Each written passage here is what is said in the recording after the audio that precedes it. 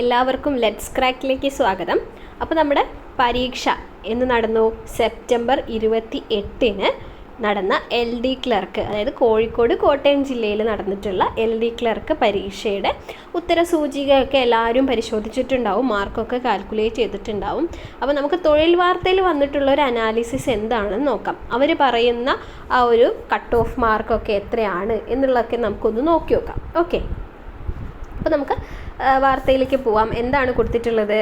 കോട്ടയം കോഴിക്കോട് ജില്ലകളിലെ LD clerk തസ്തികകളിലേക്ക് September 28 PSC നടത്തിയ പരീക്ഷയുടെ ചോദ്യങ്ങൾ അധികവും കടുപ്പം കുറഞ്ഞവയായിരുന്നു. അതെ, നമ്മൾ അത്ര പ്രതീക്ഷിച്ചില്ല അല്ലേ, ടൈറ്റ് ആയിരിക്കും എന്ന് പ്രതീക്ഷിച്ചിട്ടാണ് പോയത്. പക്ഷേ കടുപ്പം കുറഞ്ഞ ഒരു പരീക്ഷയായിരുന്നു അത്.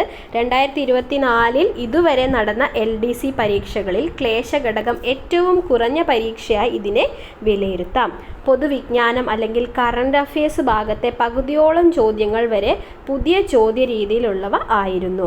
PSC പ്രസിദ്ധീകരിച്ച പ്രാഥമിക ഉത്തര സൂചികയിൽ പൊതുവിജ്ഞാനം ഭാഗത്ത് പിശകുകൾ കടന്നുകൂടിയിട്ടുണ്ട്. കൂടാതെ ശരിയായ ഉത്തര സൂചിക ഉൾപ്പെടുത്താത്ത ചോദ്യവും ഉണ്ടായി.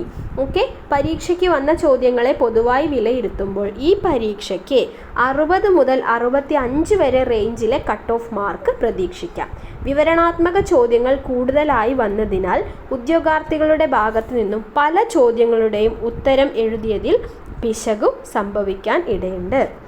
ഉത്തരസൂചികയിലെ പിശകുകൾ എന്തൊക്കെയാണെന്ന് നോക്കാലോ. PSC പ്രസിദ്ധീകരിച്ചിട്ടുള്ള പ്രാഥമിക ഉത്തരസൂചികയിൽ ഏതാനും പിശകുകൾ സംഭവിച്ചിട്ടുണ്ട്. നിർദ്ദേശക തത്വങ്ങളിൽ ഉൾപ്പെടുന്ന പ്രസ്താവന ഏത് എന്നതിന് ഏക പൗരത്വം, അന്തർദേശീയ സമാധാനം എന്നിവ വരുന്ന C ഓപ്ഷനാണ് PSC ഉത്തരസൂചികയായി നൽകിയിരിക്കുന്നത്. എന്നാൽ ഏക പൗരത്വം എന്നത് നിർദ്ദേശക തത്വങ്ങളിലെ വിഷയം അല്ല. ചോദ്യപേപ്പറിലെ ഉത്തരസൂചന പ്രകാരം 2 മാത്രം എന്നാണ് ഉത്തരം നൽകേണ്ടിയിരുന്നത്.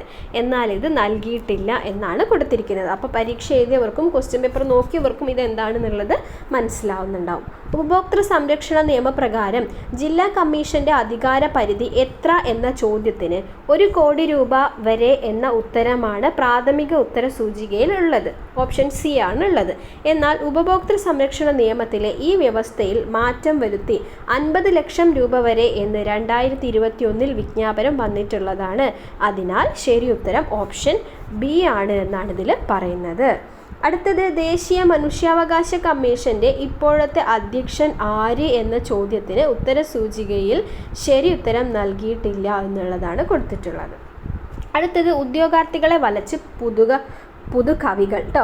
മലയാളത്തിലെ ആനുകാലികരായ കവികളുടെ കവിതാ ശകലങ്ങൾ ഉൾപ്പെടുത്തി ചോദ്യം ചോദിക്കുന്ന രീതി ഈ പരീക്ഷയിലും PSC ആവർത്തിച്ചു.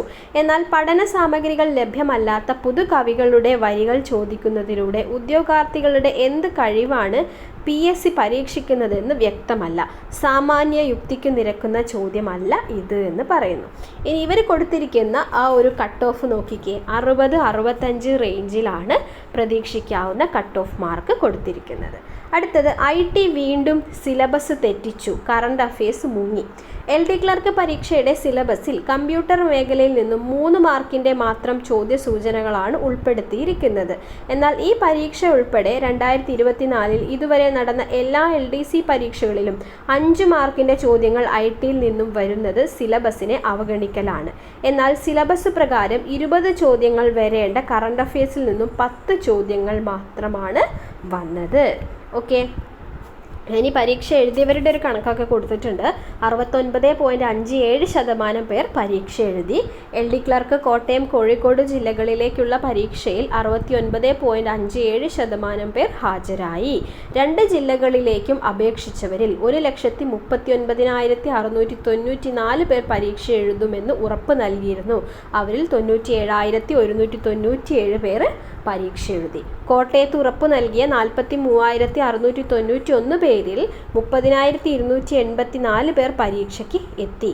കോഴിക്കോട് എഴുതുമെന്ന് അറിയിച്ച 96,003 പേരിൽ 66,913 പേരാണ് പരീക്ഷ എഴുതിയിട്ടുള്ളത്. ഓക്കെ, അപ്പോൾ ഇതൊക്കെയാണ് ഇതിൽ കൊടുത്തിട്ടുള്ളത്. നമ്മളിതിൽ ശ്രദ്ധിച്ചത് ഇവർ കൊടുത്തിട്ടുള്ള ആ ഒരു കട്ട് ഓഫ് മാർക്ക് എന്ന് പറയുന്നത് 60-65 റേഞ്ചിലാണ്. ഇതിലും കൂടും എന്നാണ് പലരും പറഞ്ഞിട്ടുണ്ടായിരുന്നത്. നമുക്ക് നോക്കാം എന്താവും എന്നുള്ളത്. തൊഴിൽ വാർത്ത സാധാരണ ഒരു പ്രതീക്ഷിക്കാവുന്ന കട്ട് ഓഫ് മാർക്ക് കൊടുക്കാറുണ്ട്. അത് നിങ്ങളുമായിട്ട് ഒന്ന് ഷെയർ ചെയ്തേ ഉള്ളൂ. ഓക്കെ, ഇനി അടുത്ത ഘട്ടത്തിലേക്കുള്ളവർ നന്നായിട്ട് പഠിക്കുക. ഇതേപോലെ ഈസി ആവണം എന്നൊന്നുമില്ല, ടൈറ്റ് ആവണം എന്നും നമുക്ക് പറയാൻ കഴിയില്ല. എന്ത് തന്നെ ആയാലും പഠിക്കേണ്ട ഭാഗത്ത് നിന്നെല്ലാം പഠിച്ചിട്ട് പോവാം. ഓക്കെ, അപ്പോൾ എല്ലാവർക്കും ഓൾ ദ ബെസ്റ്റ്.